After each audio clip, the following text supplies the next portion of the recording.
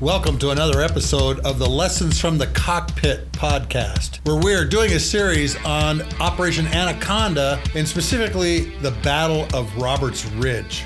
I am your host, Mark Hasara, and I was a participant in Operation Anaconda as the chief of the Air Refueling Control Team at the Prince Sultan Air Base Combined Air and Space Operations Center south of Riyadh, Saudi Arabia.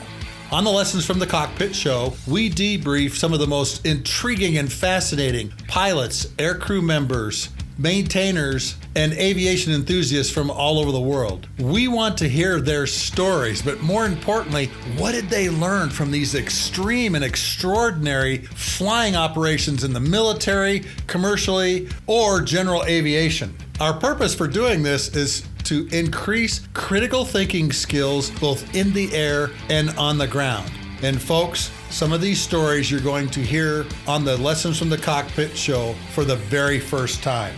Our podcast is solely supported by Wall Pilot, custom aviation art for the walls of your home, office, or hangar. And folks, you need to go to the website and take a look at some of these. You can even read the stenciling on the arming keys on the air-to-air missiles. These things are extremely detailed, and we can do custom orders too, where we can put your name, weapons load, the squadron you are in, the tail number that you are flying, all on a vinyl print that you can peel off or just frame and put it on your wall. On today's show, I'm going to talk to you about my involvement in Operation Anaconda and specifically what went on during the Battle of Roberts Ridge during this 17 hours from my perspective as the guy who's running the team that's transferring and passing all the gas to the fighters and bombers and intelligence airplanes that are supporting the ground scheme of maneuver during the Battle of Roberts Ridge and Operation Anaconda. So, grab an adult beverage of your choice, sit down, strap in, as I give you a command level view of an operation that went really bad, really fast, using a lot of time and resources, which means a lot of gas. I arrived back home after my very first deployment post 9/11, about the second week of December. I'd been at Incirlik Air Base, Turkey, flying Northern Watch missions and planning refueling for the airdrop missions coming out of Ramstein, Germany to Afghanistan. These C-17 missions were dropping humanitarian relief supplies over Afghanistan because it's the middle of the winter and it's freezing cold, it's snowing like crazy, and even Alexander the Great told us in his journals, no one fights in Afghanistan in the wintertime because of the weather. The weather just sucks. And as Soup has already mentioned, we were done. We had Al-Qaeda on the run. We couldn't figure out what else to do. We had captured Osama bin Laden and some of his henchmen, but there's kind of a lull in the action right now during the December timeframe. But I left Incirlik knowing that I was redeploying shortly after Christmas to be the chief of the Air Refueling Control Team at the Prince Sultan Air Base Combined Aerospace Operations Center south of Riyadh, Saudi Arabia. Now, this airbase is named after Prince Khalid bin Sultan, who was the general of all the Arab forces during Operation Desert Storm. Wonderful man, neat guy, the biggest hand I've ever shook. But I got to spend a couple weeks at home with my family. Now, Travis was just a baby. He was born a month before 9/11. So all of my kids were young. Christmas time with young kids is always a lot of fun. Spokane had brand new snow, so we had a white Christmas, and it was just great being around the family, but a little upsetting because I knew I was leaving again.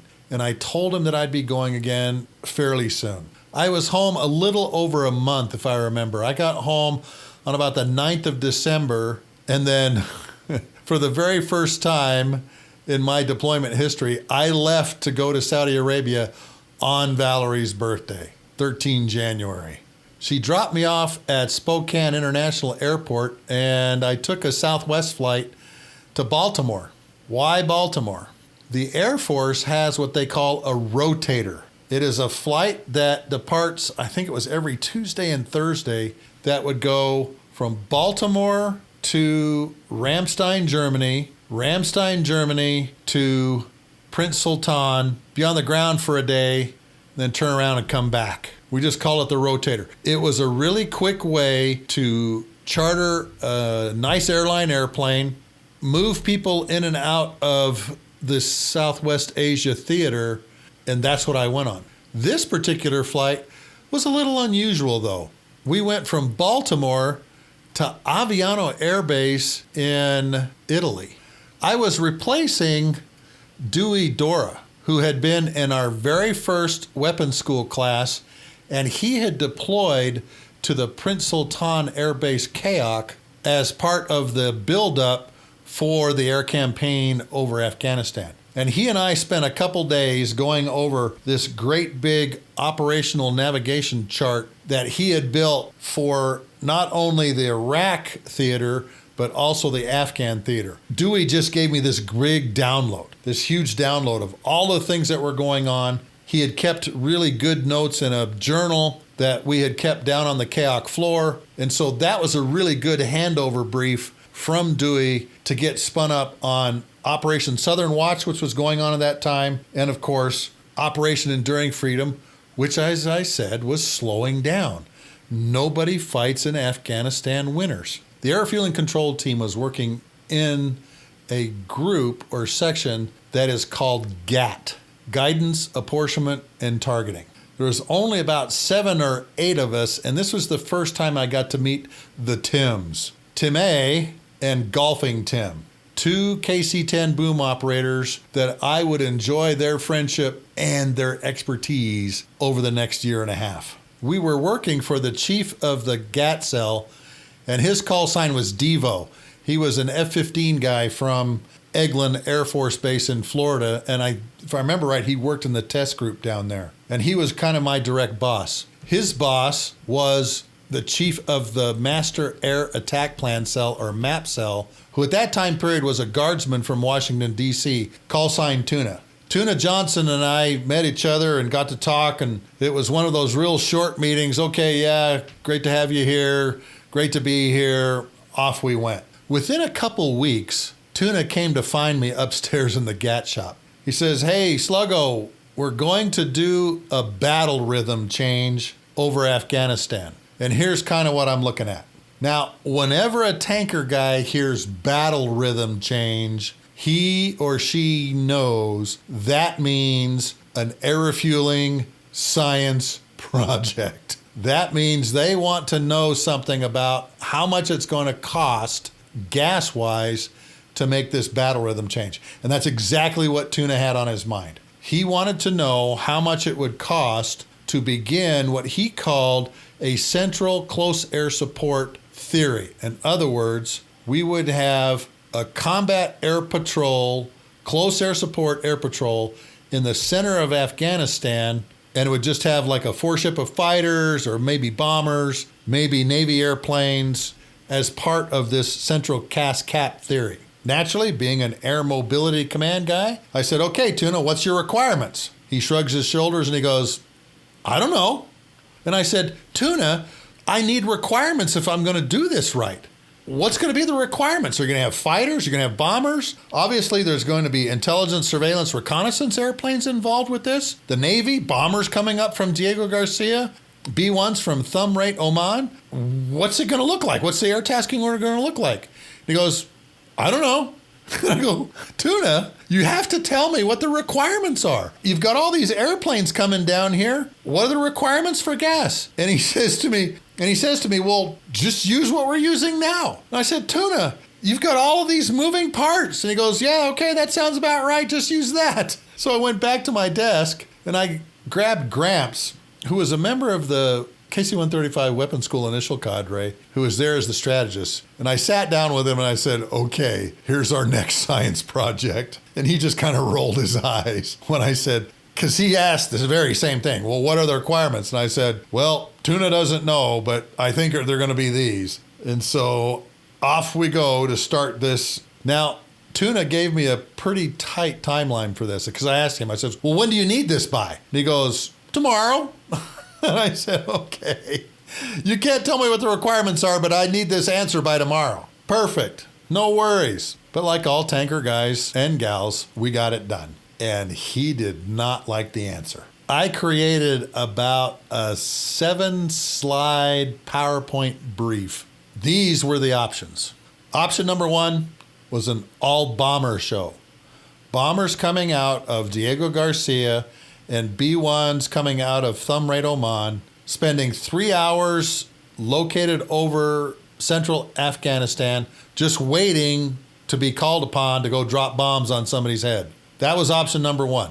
That was the least amount of gas, particularly since we had B-1s that could carry 24 precision weapons flying out of Thumb Raid, Oman, which was only about 90 minutes away. The other bombers were B-52s coming out of Diego Garcia, the British Indian Ocean territories that are located, I think, about 6 south in latitude, about 6 degrees south of the equator. Now, these were really long missions for the B-52 guys and gals. It was about 4.5 hours from Diego to Afghanistan. We had 2 air refueling tracks for the B-52s coming out of Diego Garcia, one about an hour and a half away, another one about 3 hours away. The closest one was called Durango. The farthest one was called El Dorado. And even for the tankers, that mission ended up being about 7 to 7.5 hours long. And we gave the B-52s 80,000 pounds in Durango and El Dorado going in country. Coming out of country, we had 60 to 80,000 available, but typically they were only taking 30 to 40,000 pounds. That's all they needed for island destination fuel to get back to Diego Garcia. One of the planning factors that we had to deal with was it's the monsoon season. It's the winter time. There's a lot of snow, a lot of rain, a lot of thunderstorms in the Indian Ocean, and we were going around them all the time. So we tried to have as much gas on the planes as we could. But this all-bomber show was the least amount of air refueling gas required. Option 2 was an all-Navy fighter show. The Navy carrier battle groups were about an hour and a half flying time en route from the carrier to this central close air support holding point. An F-14, F-18 burns about 8,000 pounds an hour at tactical speeds, 2,000 pounds an hour when they're in afterburner. So that was option 2. Option 2.1, the hybrid, was bombers and the fighters off of the aircraft carriers. Option number 3 was one we didn't want to show anybody because it was going to take a lot of gas. And that was fighters, F-16s, F-15Es. The A-10s were not playing, and we were told they would not be playing, coming to Afghanistan, taking about 3.5 hours to get down, 3 to 4 hours over Afghanistan, and then a 3.5 hour flight back. These missions of the F-16s and F-15Es from Al Jaber Air Base in Kuwait were going to be between 9 and 10 hours long in a single-seat fighter or a 2-seat fighter bomber, long missions, lots of gas. And if I remember right, a 4-ship of Strike Eagles coming from Jaber, 3 hours in the holding area, waiting for something to happen, 3 hours back, was going to require something like 345,000 pounds for just one 4-ship. 345 or 375, I can't remember which. I'd have to do the math over again in my head, and I'm not going to do it right now. It was a lot of gas. And the F-16s weren't much better. They were like in the high 200,000 pound to low 300,000 pound range for the F-16s. Putting this all together in a brief, I went to my boss, Brigadier General Skip Scott, Winfield Scott III of the famous generals Winfield Scott of Gettysburg. He was the director of mobility forces, or the DERMOB 4 at the time. One of the best people I've ever worked for. Great general. Great leader. And I showed him the brief. I laid it down. I said, sir, here's option 1, all bomber force. This is the most economical. Here's option 2, all fighters. Pretty economical, but again, they're not carrying big bombs. Here's option 2.1, which is a mix of bombers and fighters. to cover the VUL times, the vulnerability times of this close air support combat air patrol point. Sir, option 3, nobody wants to see. Look how much gas they're taking. He goes, oh my gosh, Sluggo, that's a lot of gas. And I said, look how long the missions are, sir. The F-15Es are probably burning around 12,000 pounds an hour, carrying 9 GBU-12 500-pound bombs. The F-16s are carrying 4 GBU-12s, so we're not going to be able to hit a whole lot of desired mean points of impact with a fighter that's only carrying 4 bombs, but it's 3.5 hours down, 3 hours over Afghanistan, 3.5 hours back. No matter which fighter you're in, it's going to take a lot of gas. General Scott was just dumbfounded at how much gas this was going to take to fly option 3. We finished briefing. He said, okay, go ahead, go show it to Tuna. And I went and found Tuna, got on his schedule, and said, all right, I'm ready for you. He says, well, if you got time now, let's sit down and talk about it now. And I said, sure do. And I went through all the options with him. Option 1, all bomber show. Option 2, all fighter off the carrier show. Hybrid option 2.1, bombers and carrier airplanes. Option 3, the most expensive, fighters coming from the Jab, Al Jaber. And his answer to me really confused me and just stunned me. I want you to hide this brief in the deepest, darkest dungeon you can find in this chaos. And I went, wait, Tuna, what are you talking about? And he goes, I don't want that brief to see the light of day. And I said, look, you asked me to show you what the gas bill is for this central CAS cap theory. I have given you 3 options. The facts don't lie, Tuna. All bomber show, all Navy carrier show, all Navy carrier plus bomber show, all fighter show, real expensive coming from Jabber. And I said, Tuna, why don't you want anybody to see this? And he goes, Sluggo, no self-respecting fighter guy is going to be kept out of the show in Afghanistan because we don't have the gas. And I said, look, Tuna, it's expensive to bring these guys down from Jab. I understand that. But your task to me was to show you how much it's going to cost. Here's how much it's going to cost. Tuna said, I don't want that brief to see the light of day because we're going to do whatever it takes to get the fighters down here, particularly if they have to come down from the Jab. I said, well, now you know how much it costs. During this same time period, though, and I mentioned this in a previous show, they came to me and said, got another science project for you, Sluggo. And that was, we had gotten intel that wounded Al-Qaeda, Taliban fighters, and the fighters that just needed to get away for a while were going to 2 places.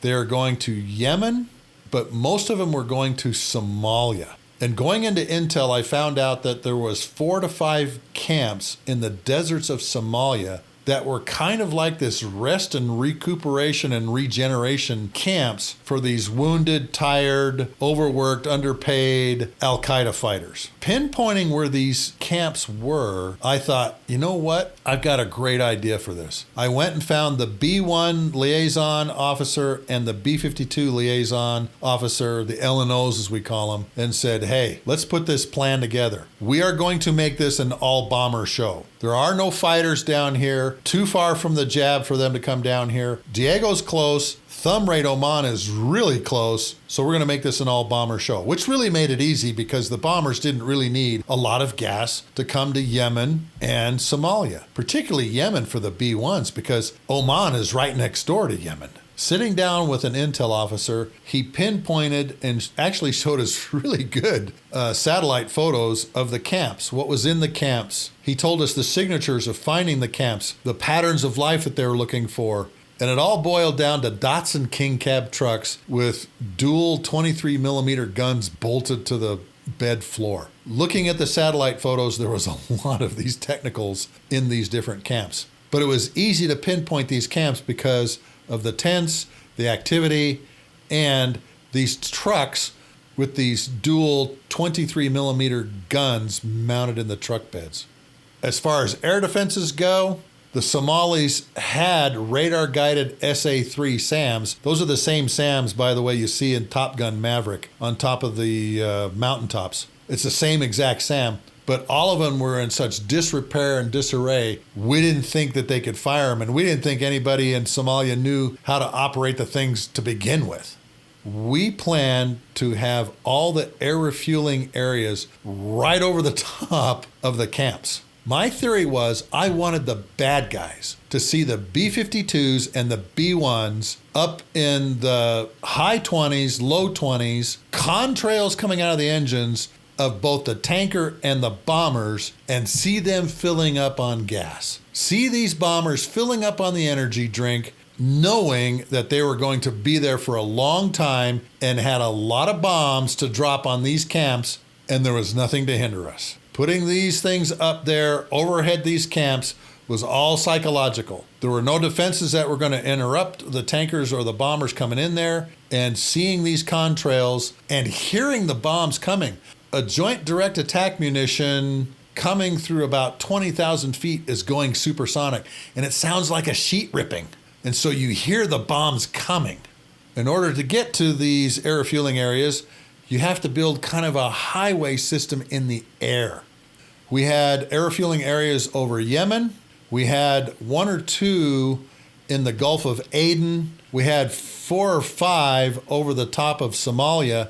And I put one about 20 miles off the shore of Mogadishu, because all of us wanted to go back to Mogadishu, or what we called the dish, and just flatten the place because of what happened during Black Hawk Down. That was a central hub of Al-Qaeda, and we knew it. Those helicopters were shot down by affiliates of Al-Qaeda and Osama bin Laden, and we were anxious to go back and hit targets there.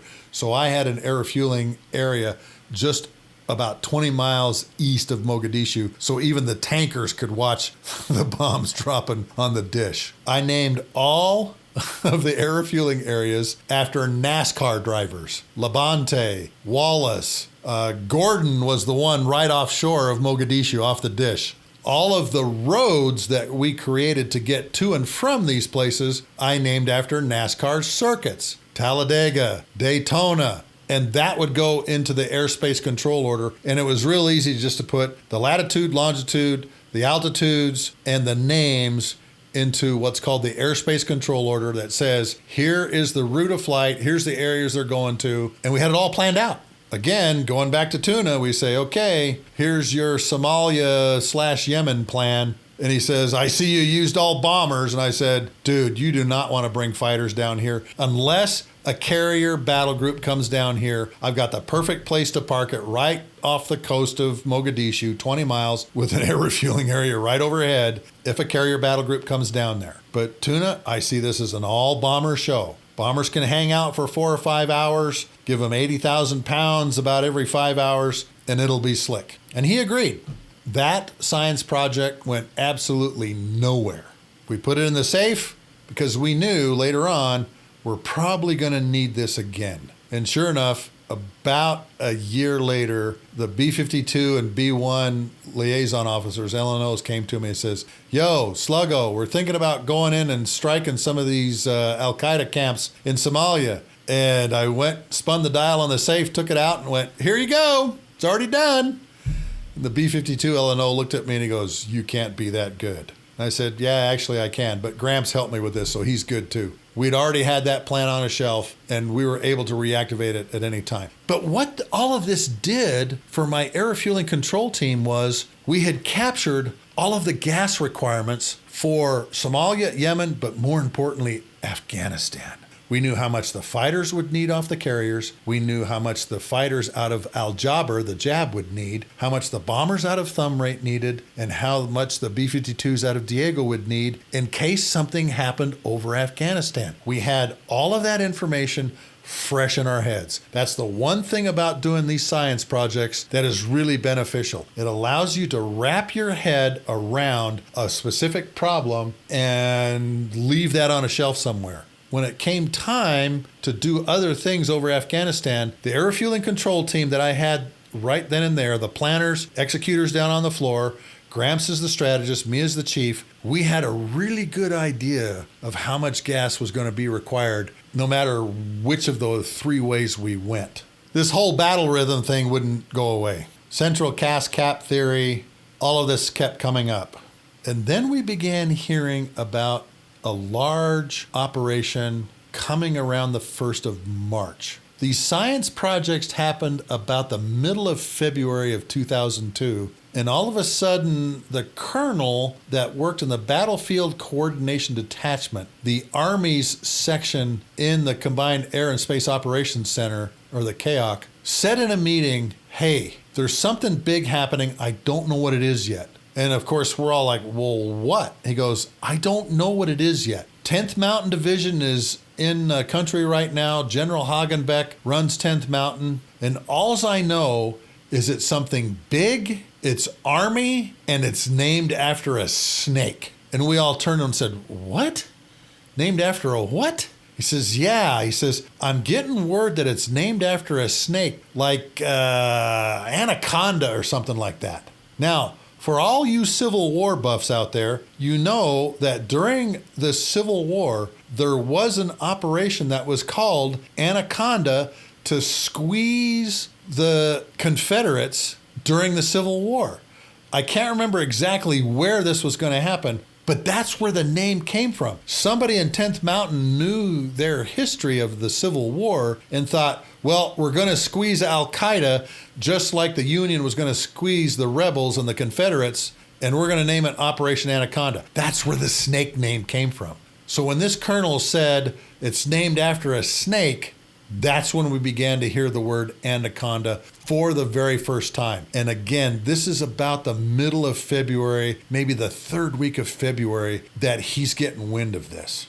So a lot of us began asking questions, and folks in the CAOC began asking 10th Mountain, hey, what is this thing we're hearing about that you guys might be doing somewhere? What's going on here? And they're like going, well, the only thing that we're going to require a little bit of airlift and maybe a 4-ship, maybe 2 4-ships of fighters to support what we're doing. But that's all. That's all we're going to need. It's going to be really low key. And we thought, okay, fine. Now, I want to recommend a book to all of you. It's called The Men, the Mission, and Me by Lieutenant Colonel Pete Blaber. He was the lieutenant colonel who was the commander of the Army's Delta Force. He has a chapter in the book where he talks about how Operation Anaconda begins, how it starts, what its genesis is.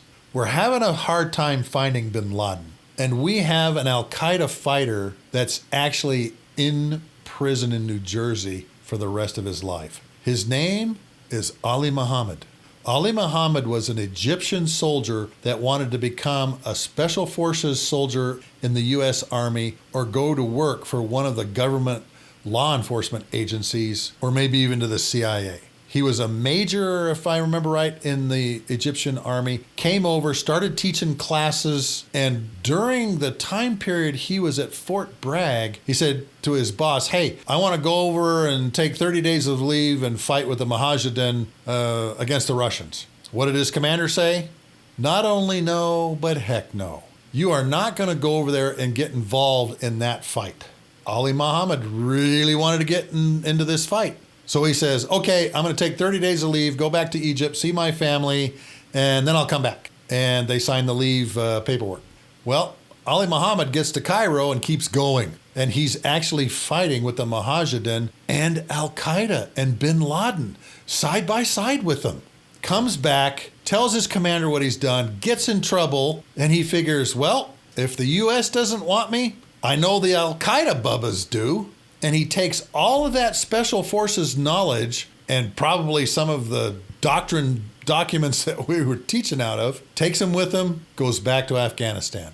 Ali Muhammad becomes one of the guys involved in the 2 Al-Qaeda bombings in Ethiopia and Tanzania. He's the guy that shows Al-Qaeda how to establish patterns of life, how to see who's going in and out, when's the best time to set the bombs off, where to set the bombs off. Of course, bin Laden, being a construction guy, understands how to bring a building down with explosives in a truck or some type of car. They bomb our embassies in Dar es Salaam and Tanzania and in Ethiopia. Somehow, and I can't remember, Ali Muhammad gets captured. He goes on trial in the States, gets a life sentence. is put in a supermax prison in New Jersey. Pete Blaber is trying to figure out where would bin Laden be. And he hears this story about Ali Muhammad. And he says, I'm going to go to him. I'm going to talk to him. He gets permission to go to the prison and meets with Ali Muhammad. Ali Muhammad sees Pete Blaber. Both of them are sizing each other up. And Ali Muhammad says to him, he's talking to Pete Blaber, you're Special Forces. And Pete's kind of going, no, I'm not Special Forces. He goes, no, you Special Forces, you in too good a shape. You know, are you Delta Force? Are you whatever? And so finally Pete Blaber tells him, yeah, I'm with Delta Force and we're trying to find bin Laden. Pete Blaber had laid a map out on the table in front of him, and Ali Muhammad is positioning the map, looking down at it while he's talking to Pete Blaber. And Ali Muhammad says, you want to find bin Laden? Yes? Well, yeah, that's the whole deal here. I know where he is. I'll help you find him. You take me with you and I'll help you find him. And of course, the prison guards are going, you're not going anywhere. And Ali Muhammad points to a place on the map and says, bin Laden and his group are probably holed up right here in the Shaia Valley near Gardez. And he says, you take me with you. I'll help you find him. But Pete starts asking him questions to see if he's messing with him. And he says in the book, he didn't fall off of his chair. The information that Pete was getting from Ali Muhammad was solid. And one of the things Ali Muhammad had told them was, go find the couriers in the spice markets because the Saudis only like certain spices on their lamb meat. And sure enough, they find people that are gathering up those spices and are heading into the mountains. Blaber and his group are looking at the mountain ranges when a shepherd, an Afghan shepherd, takes his shepherd crook, points to the mountains and goes, bin Laden. And they all like, what? And they look at him and he points, bin Laden. Even the shepherd guy knew that bin Laden was up there.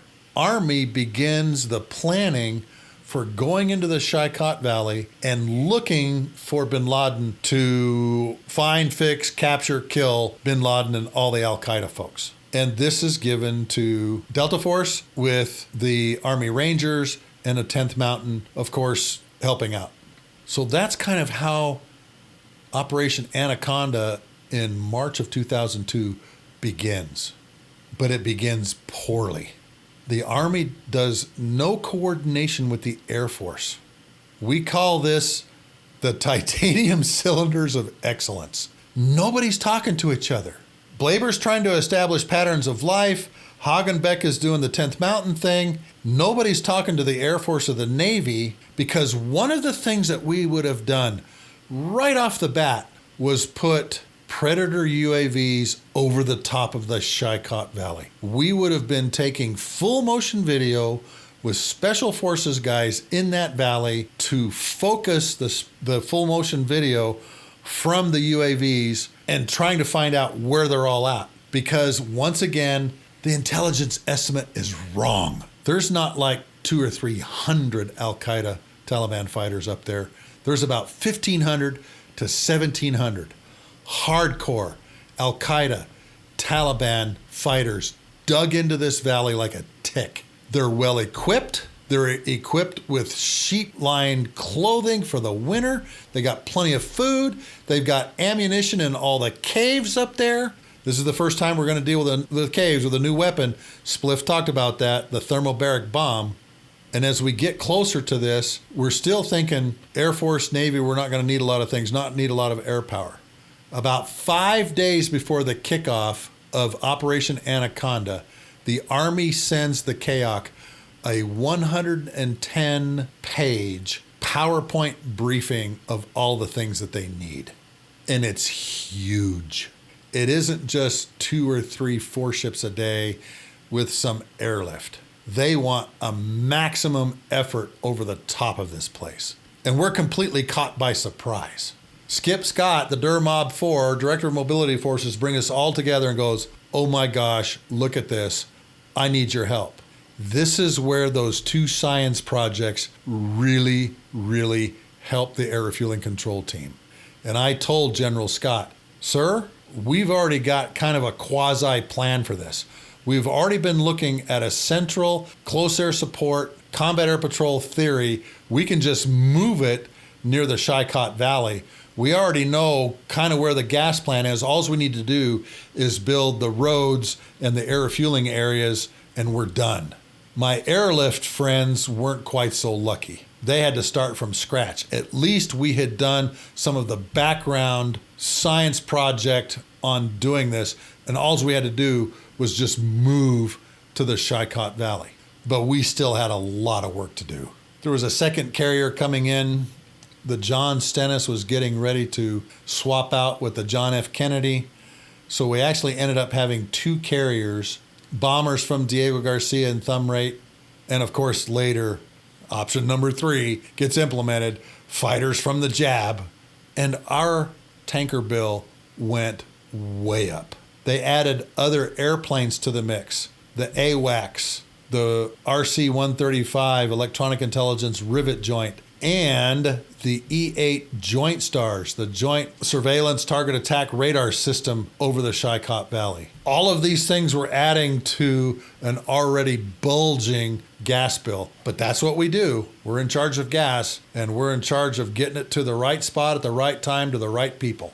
The entire CAOC is scrambling. If I remember right, General Corley was running the CAOC at the time because General Mosley was gone visiting different countries throughout the theater. And of course, he got a phone call saying, "You got to come back now, boss. We got some real problems on our hands, some real challenges here." And he came back within a day or two. Fortunately for us, Afghan winter showed its ugly head, and the Shaia Valley and the mountains around it had blizzards. 8 to 12 inches of snow, and in some places even higher in the higher elevations.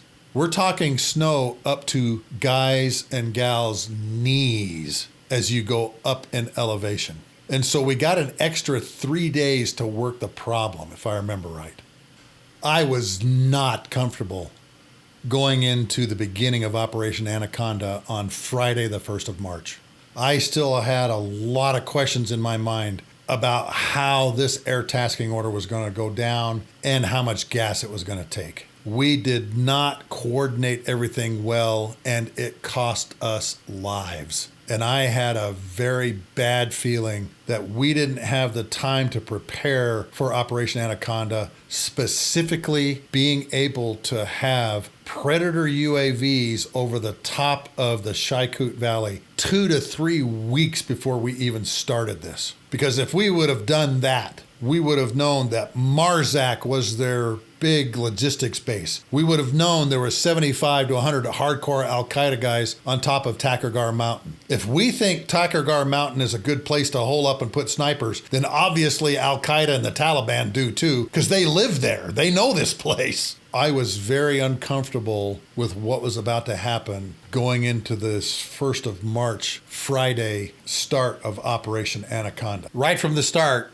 things are not going well. Near H hour, a SEAL team on Friday, March the 1st, finds an Al-Qaeda group manning a Dishka, 12.7 machine gun at an observation post that is perfectly situated to shoot down any helicopter coming down the valley. Now, there's a famous picture that this SEAL team took that has the Al-Qaeda guy standing next to the gun, and you can see all of this clearly in this picture of this Uzbek fighter and this Dishka 12.7 millimeter gun behind him. And it's in the perfect place to shoot down any helicopter coming down the valley.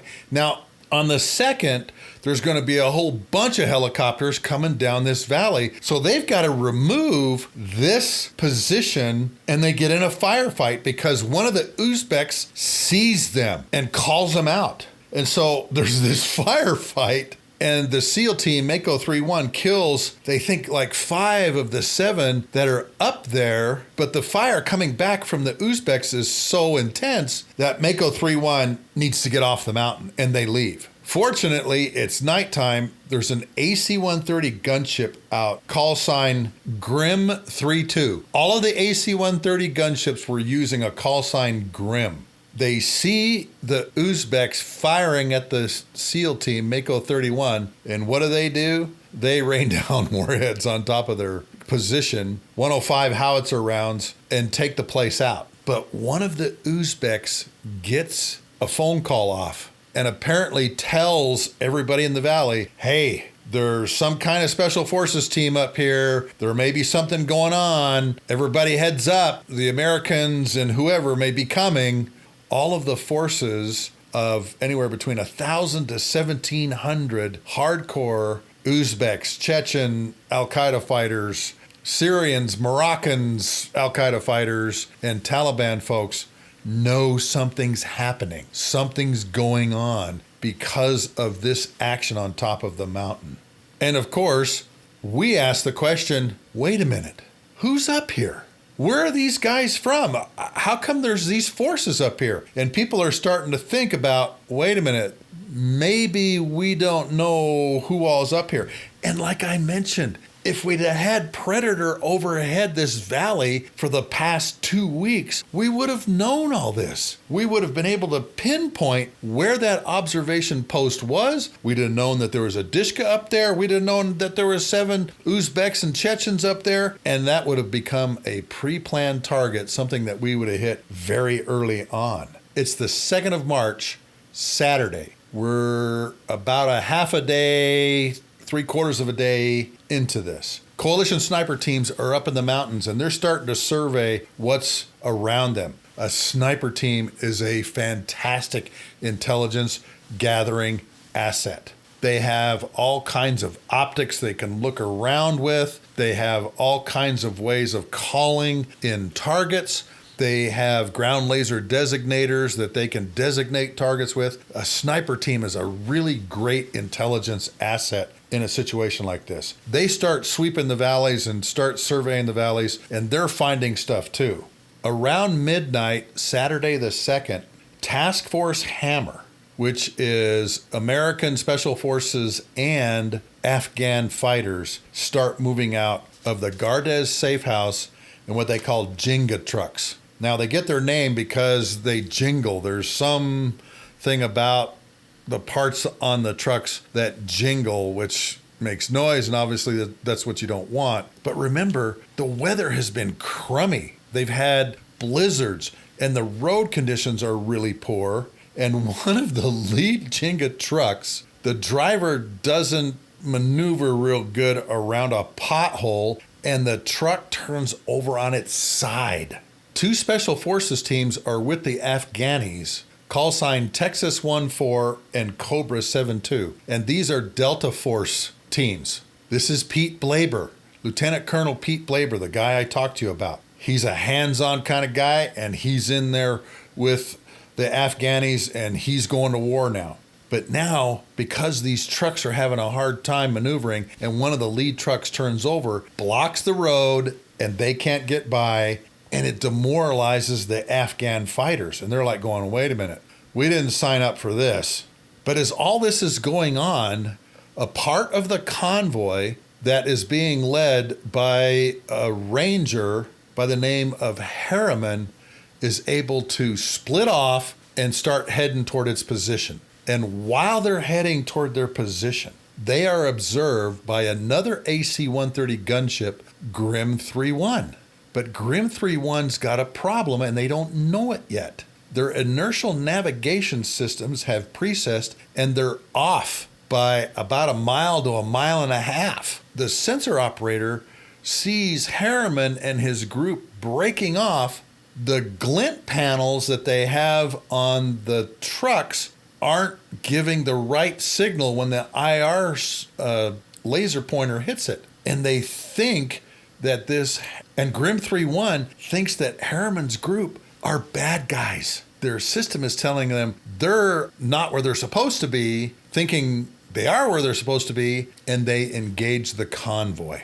Harriman is killed, some of the Afghanis are killed, and during all of this, somewhere, somehow, somebody calls, knock it off, knock it off, knock it off. They don't know where the radio call came from, but the 55-minute Operation bombardment by B-52s and B-1s and F-16s and F-15Es stops after 6 bombs have been dropped. And now there's all of this confusion going on the ground of what's happening. They can't figure out why Harriman has been hit. Grim 3-1 thinks it's in the right position when actually their navigation systems are off and they've just engaged good guys. The Afghan guys are really demoralized because Al-Qaeda fighters see all this going on and start dropping mortar fire on top of them, totally demoralizing the Afghanis. And this is happening in the middle of the night, early in the morning. And all of this mortar fire is coming from one location. There's a great big huge hill in this valley that became known as the Whaleback. In Pashtun, it's called Targal Gar Mountain, but we call it the Whaleback because it looks like a whale breaching the water. That's where all the mortar fire is coming from, as well as some other fire from these big machine guns, heavy machine guns throughout the valley. About 6 o'clock in the morning, the 101st Airborne begins inserting in Chinook helicopters. They are called Task Force Rakkasan.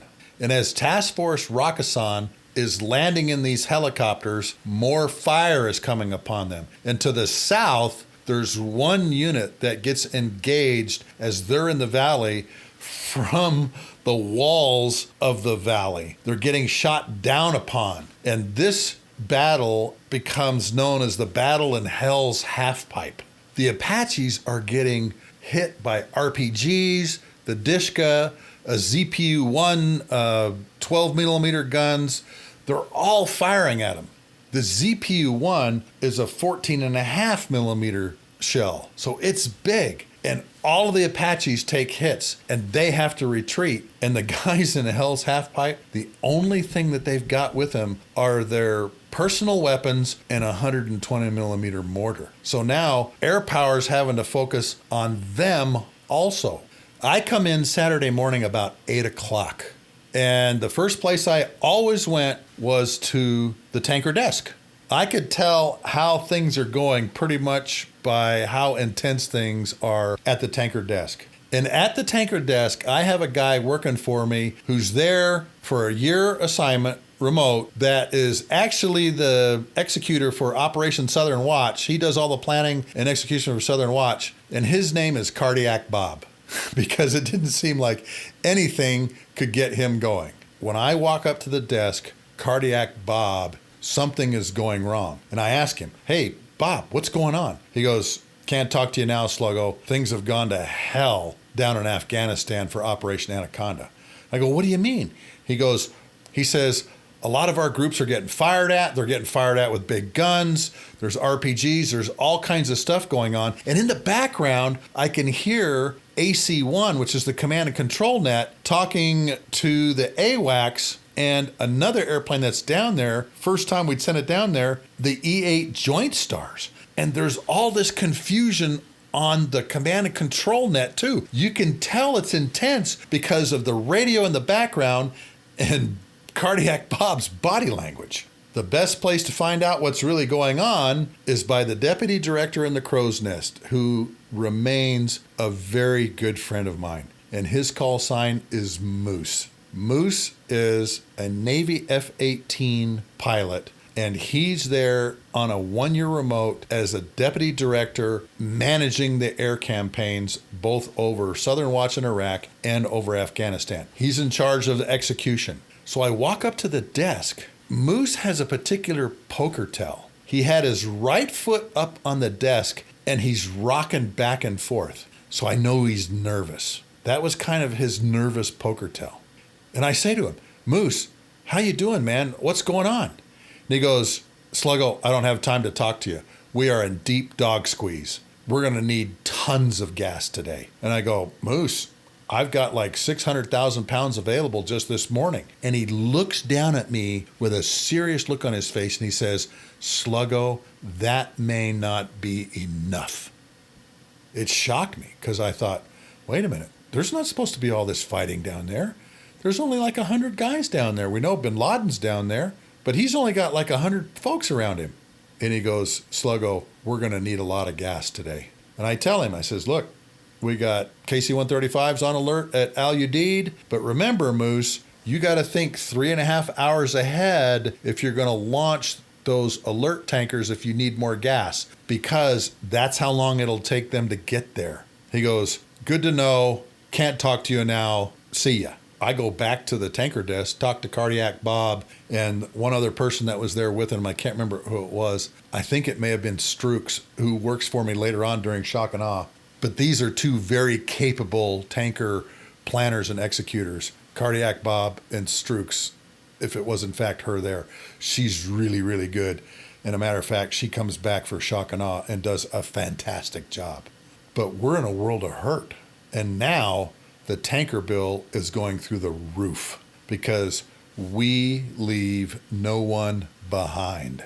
We have F-15Es, F-16s coming down from the Jab, B-52s out of Diego, B-1s out of Thumb Rate. We've got all the ISR assets, the AWACS, the J-Stars, all of them looking at what's going on down there. Our tanker bill is now huge. When you've got guys and gals under fire, you do whatever it takes to cover them. Whatever that bill's going to be, air refueling bill's going to be, you pay it, no matter what. Now I move into Saturday, the 3rd of March. Operation Southern Watch is canceled. This UN-mandated no-fly zone support is now canceled, and all of those airplanes are available to us, the F-15Es, the F-16s, out of Al Jaber. A-10s still aren't playing. Fortunately, we don't have to add them to the mix, or so we think. We spend a really busy day adding more tankers to this mix. The tankers are coming mostly out of Al Udeid and some out of Thumb Rate, Oman. And the system that we had set up for air refueling actually was working pretty good. We had 2 air refueling anchor areas. They're left-hand ovals. They were 35 miles wide by 70 miles long. We had to make them that big because of the B-1s. The B-1s refuel at 320 knots in order to take into account their 15 degrees of bank as they're getting heavier so they don't have to go into afterburner. We had to make them wide. So there's 2 southwest of the Shaikhat Valley. To the northwest, we put 1 more, and we had to squeeze it in between airways. During Operation Anaconda, the Afghanis opened their airspace to international airline traffic and cargo traffic. So now we're having to deal with this at the same time. And in order to position the northwest refueling area, I lay it in a northwest by southeast kind of orientation between 2 airways, international airways going across Afghanistan. Getting to and from these particular air refueling areas is still easy because the road system was already set up. We had 2 other air refueling areas along the Pakistani-Afghan border out over the Dagestan desert, and we named those after Greek mythical figures. They're named Mercury and Apollo. The 3 air refueling areas that we had around the Shaikhat Valley, I named Rush and O'Reilly to the southwest and Hannity to the northwest. Conservative talk show hosts at the time. And of course, to be bipartisan, on the far left side, west side of Afghanistan, right up against the Iranian border, I put Hillary and Kennedy. General Mosley thought that was pretty funny. Now, Hillary and Kennedy didn't have anything to do with what was going on in the Shaikhat Valley. But later on, when the Iranians were testing ballistic missiles, Hillary and Kennedy became very important. The RC-135 Cobra Ball monitors ballistic missile activity, and we had the perfect setup for them in Hillary and or Kennedy. So the Cobra Ball could stay in the area, be refueled in the area, do everything it needs to do. Anytime there was some type of ballistic missile shot, the Cobra Ball would be there to monitor what was going on. The great thing about these air refueling areas was they were only about 5 minutes flying time away from the Shaikhat Valley. We didn't have any air defense network we had to deal with unless some Al-Qaeda fighter packed a manned portable SAM up to the top of one of these peaks. We really didn't have anything that was going to interfere air defense-wise with the tanker areas. So I put them right over the top. I'd wanted to do this for a long time. The other thing that we did was we put the close air support holding points right below the tankers. Another thing that we wanted to try and finally got to do. So when it came time to refuel, if they had to get gas, all they had to do is look up. The F-18s, the F-14s, the F-15s, the F-16s, B-52s, B-1s, didn't matter. They all held under the air refueling areas at 2 points that were like north and south in each of the areas, or northwest, southeast, and they hung on the tanker. We call it hanging on the nipple. All they had to do was turn and look, and they could see a tanker above them. We had 2 altitudes, a low altitude and a high altitude for the different fighters and the bombers, and it worked slick because it was so close to the area. They didn't have to drive for a long time to get gas and then drive for a long time to get back. 5 minutes in, 5 minutes out, and they were back in business. It was a great setup. So I spent the whole day at the kayak planning more gas, watching what's going on, reading all the different situation reports on how much gas was being used. And we had planned on using about 6 to 8 million pounds a day, and we were like in the 10 to 12 region. We were using a lot of gas, which was fine because things were going bad and we needed to keep people there. But what compounded the gas problem was some of the airplanes were staying longer, well past their go-home times. Even though we had more fighters and bombers coming in, some of those fighters that were supposed to go home were being held, and it was compounding the gas problem big time. And finally, Stutz, who was the J3, said, no, send them home. When at the end of the revolt time, go home. We don't have the gas for this. And that really helped save the air refueling gas bill for Operation Anaconda. Well, as I mentioned, I would come in usually about 8 o'clock in the morning. This night, I stayed till about 12 midnight. Everything was set up the way we wanted it to be, and my replacement came in, and I was still working hard, and finally, I was exhausted. I got in bed about 12:15 in the morning, Sunday morning. I unzipped my flight suit, took my boots off, dropped them on the floor, flight suit on the floor, and just got in bed and went right to sleep listening to the No Spin Zone on the TV down low. And my phone rings at 1:15, 1:30. And I roll over and I'm like, what the heck is going on? And I pick up the phone, typical military fashion. Lieutenant Colonel Hasara, may I help you, sir, ma'am? And it's Golfing Tim on the phone. And he says, sir, you need to come back in right now, pronto.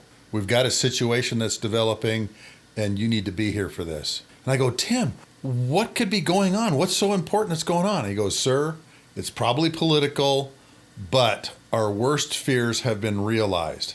And I said, what do you mean? And he goes, just come back in, get dressed, come back in, and I'll explain it to you when we get here. But we've got a really tight timeline on this, and you've got to come back now. And I said, all right, Tim, I'll be right there as soon as I can, and remembering when the bus schedule was, and I was able to go in, wash my face, wash my hair, put that flight suit on that I had on the floor, boots back on, and walked out to the bus and got to the kayak about 2 o'clock in the morning on the 4th of March, Sunday, the 4th of March. And I said, Tim, what's going on? He goes, sir, the hogs are moving to Afghanistan. And I said, what? They told us the A-10s weren't going to play. Now they are. Things have gone so bad. And people in Washington, D.C. apparently are saying, how come this airplane's not participating? But the hogs are moving from Al Jaber to Kuwait, and we don't know where they're going to land yet. Now, I've already gone through all of this in the previous episode with Scott Campbell, Soup, and how this all happened. We sit there down and we figure out the plan. We're fortunate enough to find an old air refueling track called Gunfighter down near the Strait of Hormuz, which we open up. We pick a point and we get a frequency from the comm cave for where we're going to pick up the A-10s. And 2 o'clock in the morning, we have to have it done by 7 o'clock. So we've got 5 hours to figure this out so that the people at Al Jaber, Face Nichols and El Cid, have a few hours to look at everything, make sure everything working right. And then these guys launch and we get it done. About 4 o'clock in the morning, 4:30 in the morning, I get a call from the tanker desk saying, hey, there's a situation developing in Afghanistan right now. It sounds like there's a helicopter that's gotten shot down.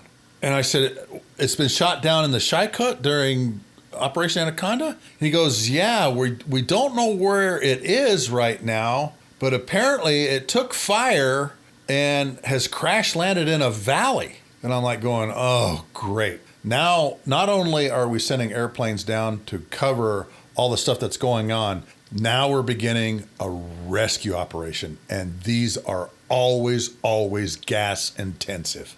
At around 6:30 in the morning, I finally email the tanker plan to Al Jaber to move the A-10s. And as you've heard in the other episode, Scott Campbell, K9, hop in their jets and head off.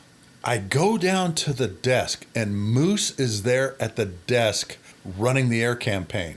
And he's really nervous. And I go, Moose, what's going on? What's happening? He says, Sluggo, helicopters got shot down and a Navy SEAL apparently got left on the mountain that they were landing on. Roberts Ridge battle has started. And he says, Sluggo, we're going to need a lot of gas. And I said, look, Moose, if you want, let's launch the KC-135 alert tanker at Al Udeid right now. Let's get it down there so we've got more gas. He says, I think that's a great idea. And I said, I'll go tell my guys to launch that sucker right now so that even if he can't offload to people, at least he can put the gas in the KC-10. The KC-10's got the boom and the drogue, can give it to anybody.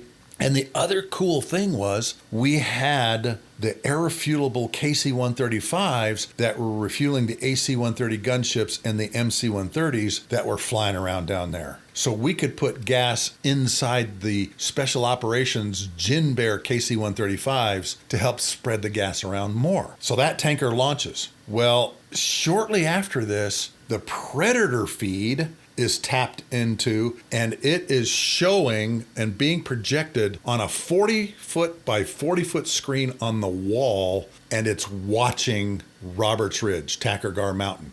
And now we're watching it in real time. The second helicopter, Razor 4, comes in, drops Mako 30, Britt Slabinski and his team off with Chapman on the mountain, and it gets all shot up. And we can see muzzle flashes, all kinds of things going on. Chapman charging up the mountain, all these things. We're watching it in real time now. A little bit later, the QRF, Nate Self and the Rangers on Razor 1 with Greg Calvert flying it, they come in and they get tagged hard. Now here's something that goes in the you cannot make this up category. Moose and his counterpart were having their changeover in the crow's nest, the deputy director's crow's nest, about the time this was all happening on top of Takur Mountain at about 6:30, 7 or so in the morning. Afghanistan is only like one time zone away, but remember, Afghanistan is on a half-hour time zone. It's really weird. They go like on the half hour instead of the on the hour. We always had screensavers on all the computers, and it was usually movies. And these movies would, loop and run and everything. Moose is doing his changeover, and all of a sudden, this is starting to happen. And Moose gets going, and he looks down at his monitors. He's got like 4 or 5 in front of him. And the movie Black Hawk Down is playing as the screensaver while all of this is happening on top of Takur Mountain. This is like surreal kind of stuff. He said it was so weird looking down at what had happened with Black Hawk Down in Somalia and thinking to myself, I'm going through the same damn thing right now. I'm in the same situation with 1 or 2 helicopters down and guys on top of a mountain surrounded by enemy forces. And he told me how weird that was and how surreal that was when we were talking on the phone years later when I was writing my book, Tanker Pilot. He told me this story of Black Hawk Down streaming as the screensaver on all the computers in the KAOC while the Battle of Roberts Ridge was going on. An RPG hits the right engine. They're being fired at from 5 different directions. And on the video, we can see parts of the engine flying through the air. And on the KAOC floor, everybody goes, "Oh!" in shock as we see this. The other thing we see is 3 of the Rangers getting killed, cut down before they even get off the ramp.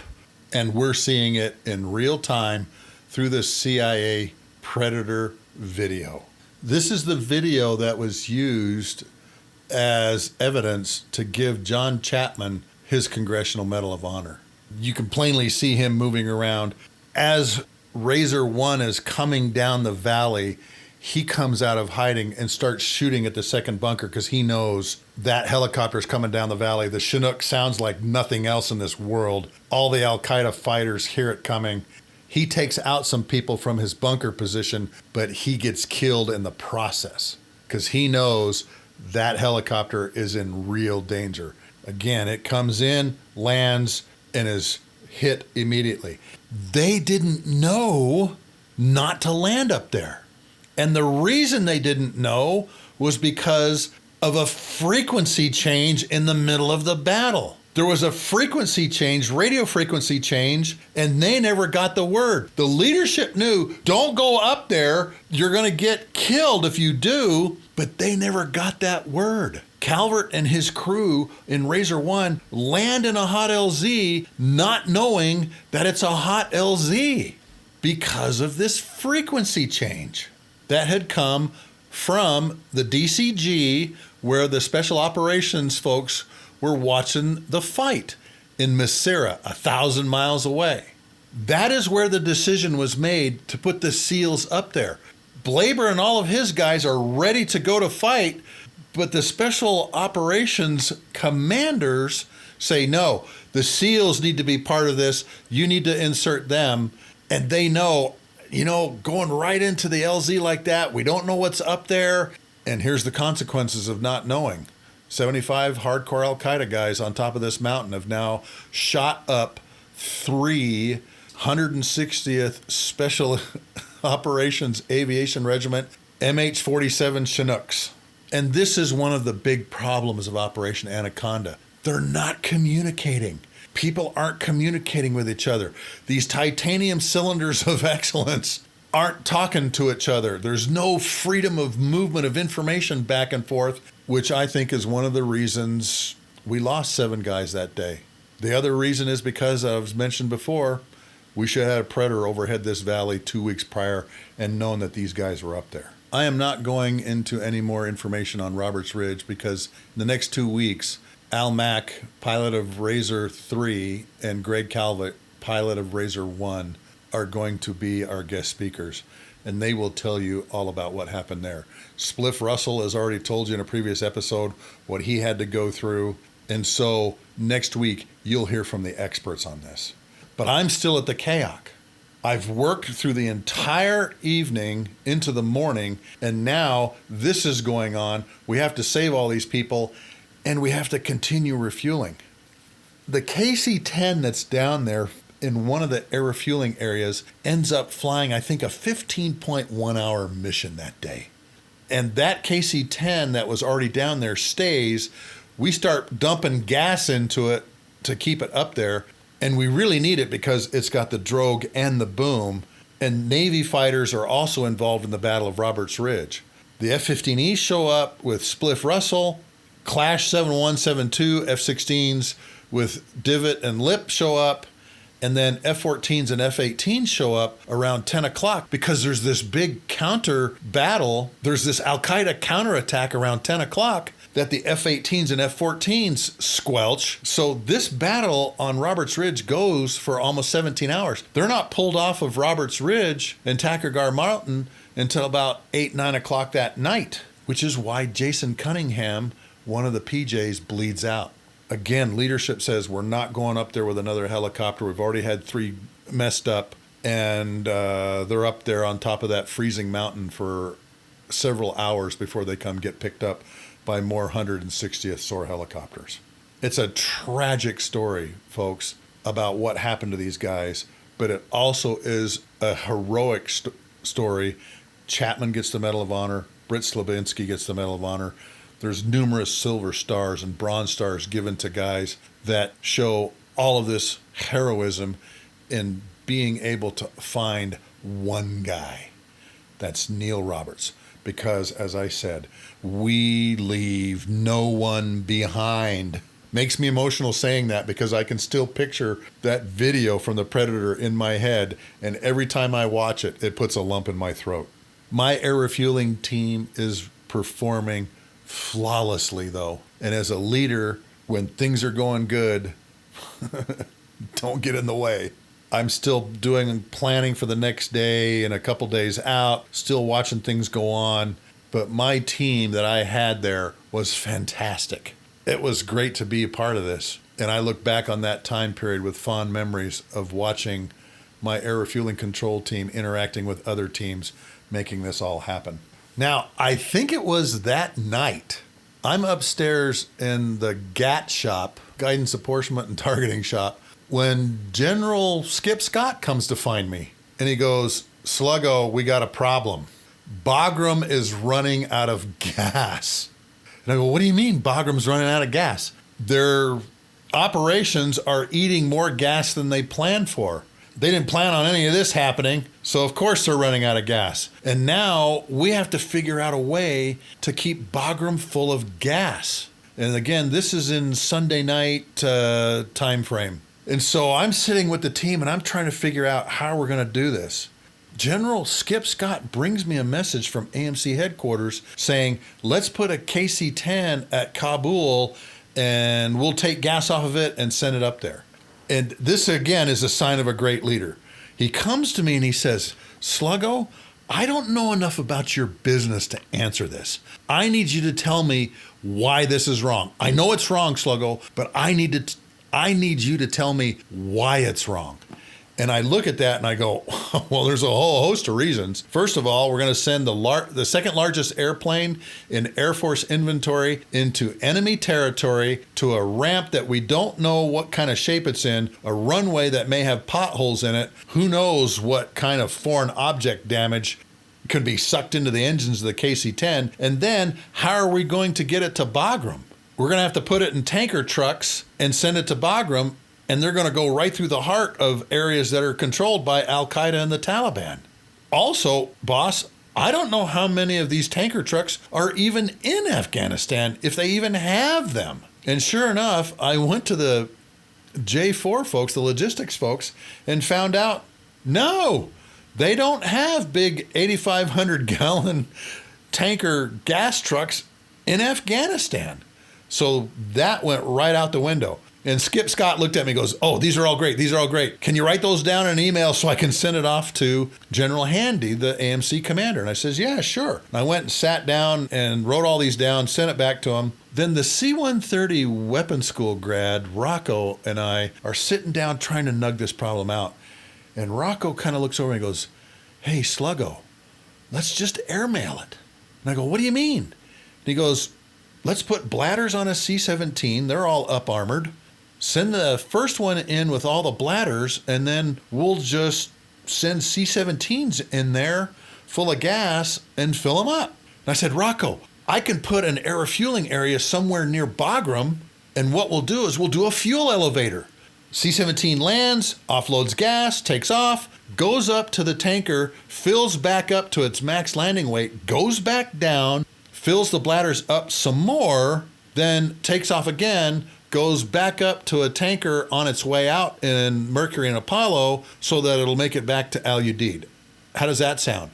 Hey, that sounds like a great plan. We go and brief it to Skip Scott. Skip Scott says, "Hey, this looks great." And we brief the map cell chief, and it works.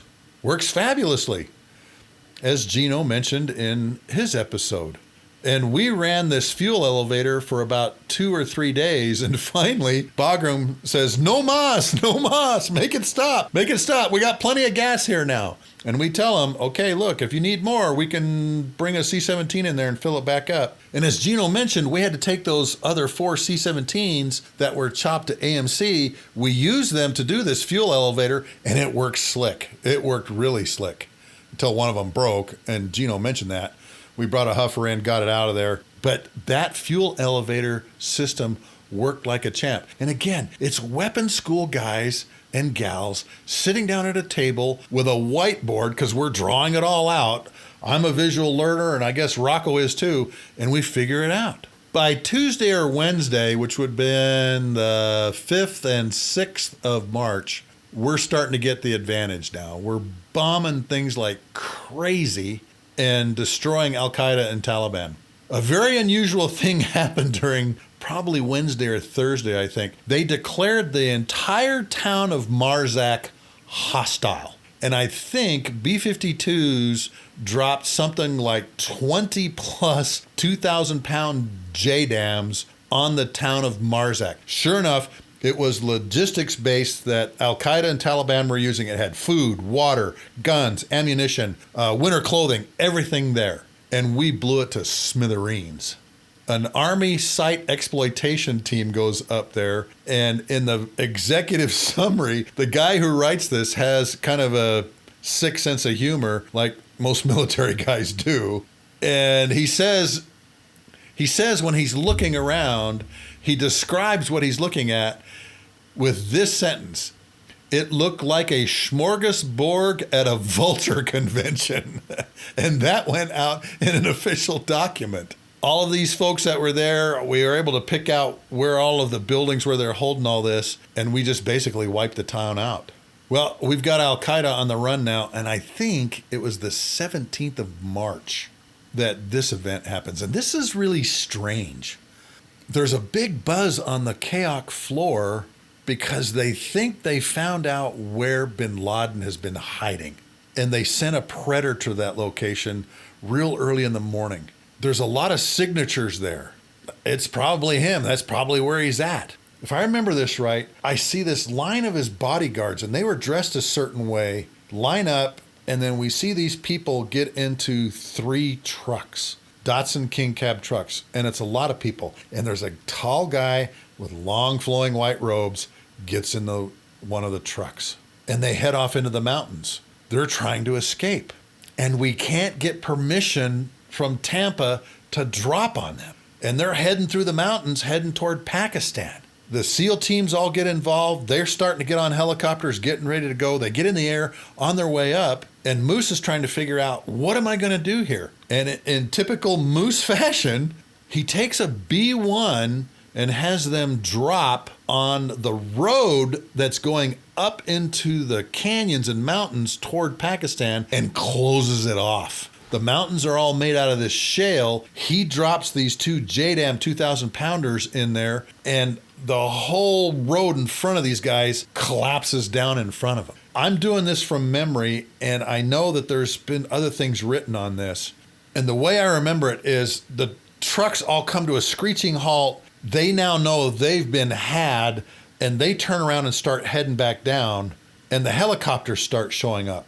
And if I remember right, an F-18 drops a GBU-12 about 6 or 8 inches from the right rear axle of one truck, and it literally endos in the air, comes down and lands on its wheels, but it's completely destroyed. And some of the guys go and get the robes off of the guy that's in the front seat, and we think, maybe it's him, we don't know. But we're pretty sure we're tracking bin Laden as he's trying to get out.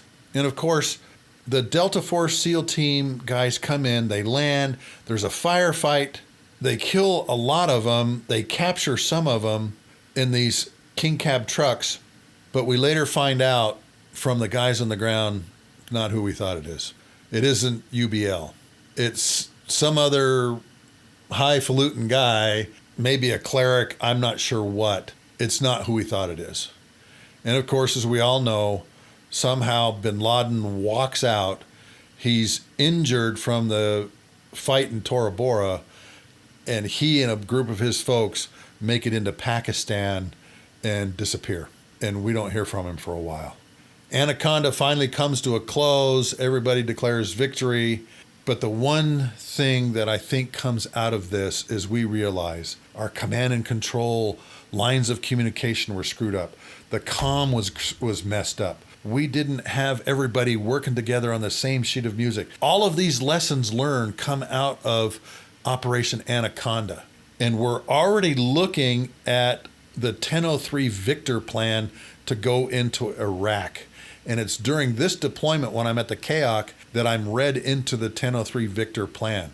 We go back and we look at all the things that went wrong during Operation Anaconda and the Battle of Roberts Ridge, and we say, we're not going to do that again. If we go into Iraq, we are not going to make these mistakes again. So this was really one of those events that helped shape how we do things later on. Well, I mentioned to you that the USS John F. Kennedy shows up and they get to fly missions at the end of Operation Anaconda. The department head for their planning in their Civic is Rolls Kreiser, a guy that I had met when I was at the weapons school. So I email him and I go, hey, I realize you guys are getting ready to come up into the Northern Arabian Gulf. Would you like to get ahead of the plan a little bit? I'll come down and brief you on the air refueling that's going on for Operation Southern Watch and a little bit about how we're going to refuel what's going to happen in Iraq. Rolls Kreiser says, Shortney Gortney says, come on down. I hop on a C-130 from Prince Sultan, go to Manama in Bahrain, get a great night's sleep in the Ritz-Carlton hotel there, and I sleep for like 12 hours. I'm exhausted. Get up the next morning, get on the COD. They go, Colonel Hasara, they're all waiting for you down there. There's a 3-hour trip down from Bahrain to the USS John F. Kennedy that's still floating around down in the Indian Ocean off Pakistan. Get another trap. Rolls Kreiser meets me getting off the airplane, and I hear over the system, Lieutenant Colonel Air Force arriving, ding, ding, ding, ding, ding, ding. They ring me aboard, which was kind of cool. And I told Rolls not to do that. And I spend a week with the John F. Kennedy and all of their planning folks. The COD breaks. I'm there for like 3 days, 5 days total, working with these guys. And one of the great things of my career happens. The Air Wing Commander, Captain Shortney Gortney, says, get him up. Let him fly. And I get a 2.2 hour ride in an S-3 Viking, which was just fantastic. My pilot is a guy, call sign Stick, and we just have a ball tagging ships, running around refueling things, and I get another cat and trap in an S-3 Viking. I literally land on the deck, strip all my gear off, say goodbye to Rolls Kreiser, pay my $35 for my room and all my food, get on the COD, and fly back. And I'm writing like crazy in a composition book all the things that I learned about how the Navy does business, what they expect when they get in the Northern Arabian Gulf, and have a really good idea, or how Captain Bill Gortney wants to fight his wing. A year later, I'm in the CAOC preparing for the 1003 Victor plan and the invasion of Iraq. And who shows up but Captain Bill Gortney, Shortney Gortney. He's the chief of the Naval Air Liaison Element, the NAIL. Do you see how this is all about relationships? We all know each other. We've all fought with each other. We know each other's strengths and weaknesses and the things that we need to do. And we don't have to develop these new relationships when it comes time to do the air campaign in Iraq. And in business, it's all about relationships and developing those things so that when you get to the scene of an accident, it is, I know you, I know you, I know you, I know you, and I know what you can do and what you can't do. And when you have that kind of a relationship, it's fantastic.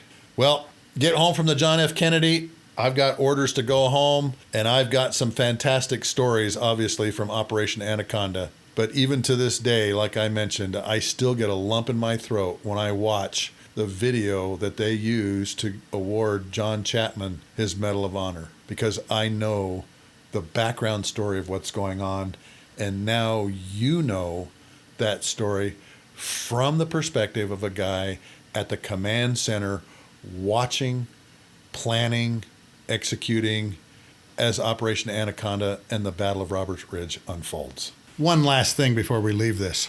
It was a couple days before I left the KAOC at Prince Sultan.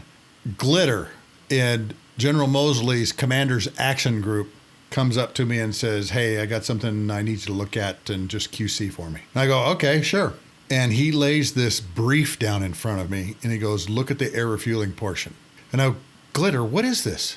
What's going on here? And he says, this is Air Force answer back to the Army on us not supporting Operation Anaconda and the Army. And I says, you got to be kidding me. Really? He goes, yeah. There's a kind of a political fight going on right now with us and the Army and our apparent lack of support for the ground scheme of maneuver and the commanders during Operation Anaconda. And I says, Glitter, do you realize we were flying airplanes down from Kuwait, for crying out loud? We're flying 10-hour sorties. Bombers are flying 12 to 13. What are they talking about? We're filling up full of gas at Bagram. We're bringing them helicopters to replace the ones that got all shot up. He goes, Sluggo, I know, but this is what's happening. There's a big fight right now going on between Big Blue and Big Green. I said, all right, let me take a look. I go through the slide deck and I'm telling Glitter, hey, you got to include this, and reword this a little bit. And again, Glitter, this is my perspective, okay? He goes, Sluggo, you're the chief of the Air Refueling Control Team. I'm going to take your word for it. I said, okay, fine. Now, when you're doing something like this, you really have to be careful because you don't know where this is going to end up, into whose hands, and what arguments are going to come forth based on the information that you're putting forth. So I was very careful to look at what I was doing. I think I took it back to Gramps, who had been on the initial cadre with me at the weapons school, and I said, hey, let's look at this. And if I remember right, I'm walking away and Glitter goes, you can't take that with you. And I said, hey, I need to take it to Gramps and take a look at it. He says, bring Gramps here. I said, okay, fine. We went through it together, and again, there's a big political fight brewing. There's 4-star generals that are going to get involved in this. And so you got to be careful what you put in the brief. It has to be absolutely factual. And we had a lot of data on the gas we used, how many sorties, all those kinds of things that we could go back and say, look, from the tanker perspective, we were flying a lot of sorties down there. We called off frickin' Operation Southern Watch and focused on the Shaia Valley alone. So Glitter tells me, hey, thanks for your inputs. This is all good stuff. And he puts it in a briefcase and off he goes. Years later, I found out that, yeah, there was a big fight over words that were said about the Air Force not supporting Operation Anaconda in a way that they felt we should have. I also understand recently from talking to somebody that it didn't get very far. Folks apologized to each other and it was all smoothed over. I couldn't believe, after all of the efforts we made to bring all of these airplanes to the fight, that somebody would say they weren't being supported by the Air Force or air power. I just couldn't fathom that. But in fact, that's what happened. There was a lot of things that went back and forth, a lot of words back and forth and after action reports after the battle was over. But I got to see that brief that was used, I believe, by General Hornberg, I believe is where it went. And they went to Big Army and said, look what we did for you guys. Look at how we were supporting you. And of course, our comeback to them was, how come you didn't let us know? How come we were not involved in the planning like a month out? Because we would have had ISR assets down there doing a complete ISR soak of the valley, electronics, video, signals, the whole works. We would have been able to fingerprint all these guys that are down there, pinpoint where they're at. We could have gone in there, started bombing things, but there was no coordination in the plan prior to us kicking this off. And fortunately, that big blizzard and snowstorm gave us an extra couple days. It's really fascinating getting to see a brief like this and knowing that you have to be careful with your words because they have to be factual, because a lot of general officers are going to say this, this, and this. This happened to me one other time. At the end of the Shaia campaign, Captain Bill Gortney came up to me and said, "Sluggo, do you have a few minutes?" And I says, "Yeah, absolutely." He says, "I just want you to know that my guys went back and looked at all the gas that you gave us, and here's the number they came up with. And it was like within, I think, a couple 100,000 pounds, like 600,000 or 700,000 pounds, when we're talking 450 million pounds offloaded during that 26 days. What had happened was somebody had complained that the Navy wasn't getting enough tanker loving by the Air Force. Captain Gortney, Bill Gortney, Shortney, laid his brief down in front of me and says, "Here's what I'm going to go tell the Vice Chief of Naval Operations. Just go through it again." And again, I did the same exact thing. We had to be absolutely factual in all the stuff that we had done. Fortunately for us, we had the entire tanker force, all of what they had done, all of what they were going to do, reviewed by the Air Force's Studies and Analysis Agency. I cannot thank Stu Pugh enough for what he did and the work that his Studies and Analysis Agency did back in Washington, D.C., looking at the tanker plant. And Stu Pugh had been the chief of the MPC for the Plattsburgh guys at King Khalid in Riyadh. Fantastic tanker guy, fantastic tanker mind. And I couldn't have been more pleased knowing that if I picked up the phone, called Studies and Analysis Agency, Stu Pugh and Mark Melville were going to pick up the phone. And all of the information that we had, I'd showed to Captain Bill Gortney, and he came up within a couple of 100,000 pounds of what we had. Not only were the F-18s getting gas, they were getting more gas than all of the ISR platforms, all the bomber platforms, and all of the global strike platforms combined. There's a lot of F-18s in the theater with 5 aircraft carriers running around. They were going to get a lot of gas.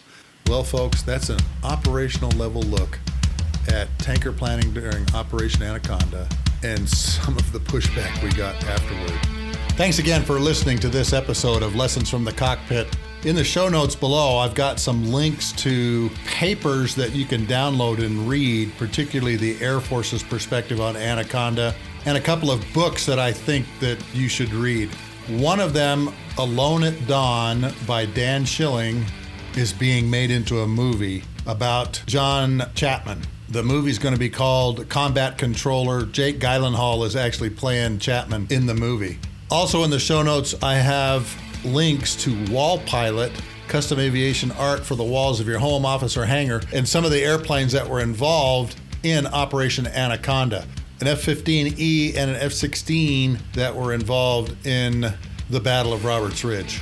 Now, these are printed on vinyl. You can peel them off. A lot of people just frame them the way they are, but they're extremely detailed vinyl images. If you go to wallpilot.com, there's even ready to print versions of a lot of these images that you can buy. 4, 6, 8 feet is the sizes they come in. Very detailed. And we also do custom work, and you can contact Wall Pilot artists through the website. Thanks again, folks, for being here. Take a look at all of our merchandise on Wall Pilot and all the airplanes. Next week, we're going to hear from the pilot of Razor 3, the Chinook that was carrying Neil Roberts to the top of Takargar Mountain with Britt Slabinski and Mako 30. Please share this and previous episodes with family and friends, found on my website, marcusera.com, under the podcast pull down. Thanks again for listening, and look forward to talking to you again next week.